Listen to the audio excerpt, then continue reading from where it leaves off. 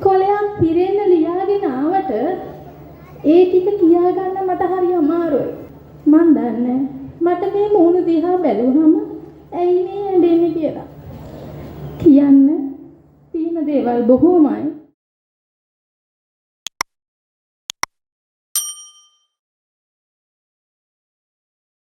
සුබ සන්ධ්‍යාවක් වේවා ඔබ සියලු දෙනාටම. කතා කරන්න ගොඩක් දේවල් හිතේ තිබුණට කියා ගන්න බැරි දුකක් හිතේ තද පණි වෙනවා. කොලයක් පිරෙන්න ලියාගෙන ආවට ඒ ටික කියා ගන්න මට හරි අමාරුයි. හරි වෙහෙසයි. හිතට ශක්තිය අරන් ආවා.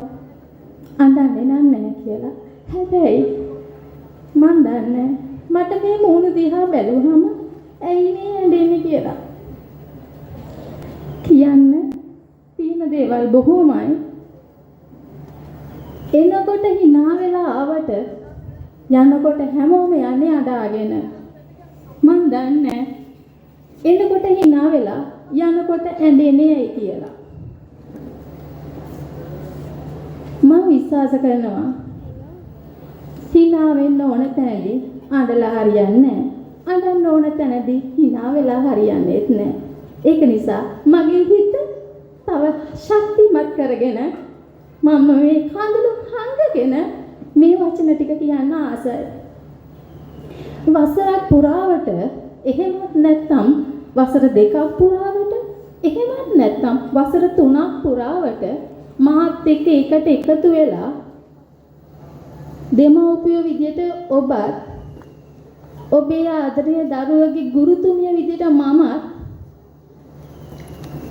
මේ දැකපු හීනය මෙන්න මේ වේදිකාවක් උඩ යථාර්ථයක් වෙනවා දකින්න අපි හැමෝම ආසයි.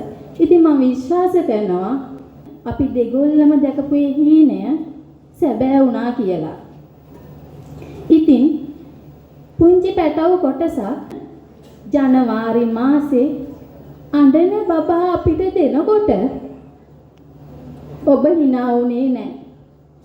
දරුවගේ තනියට ඔබ ඇඬුවා. හැබැයි දරුවගේ තනියට අපි ඇඬුවේ නැහැ. දැන් දරුවා ලොකු ඉස්කෝලේට යන්නකොට ඔබට සතුටුයි මටත් සතුටුයි. හැබැයි මොකද්ද නොතේරෙන දුකක් තියෙනවා. ඒ හඬ ආපහු ඇහෙන්නේ නැතිකොට මන් දන්නේ ටික කලක් යනකොට අපිට ඒක සාමාන්‍ය දෙයක් වේවි. අලුත් බබාලේ වේවි. නමුත් ඒ හඬ දිගින් දිගටම අපිට ඇහෙයි මෙයාගේ කටහඬ වගේ මෙයා වගේ කියලා අපි එක එක්කිනාට කියා ගන්න වාර අනන්තයි. ඉතින් ආදරණීය අම්මේ මම මේ කතා කරන්නේ ලබන අවුරුද්දේ අපිත් එක්ක ඉන්න අම්මලාට තාත්තලාගේ දරුවන්ට නෙමෙයි. මම මේ කියන්නේ අපෙන් අයින් වෙලා යන ආදරණීය දරුවන්ගේ ආදරණීය අම්මලාටයි ආදරණීය තාත්තලාටයි. ඉතින්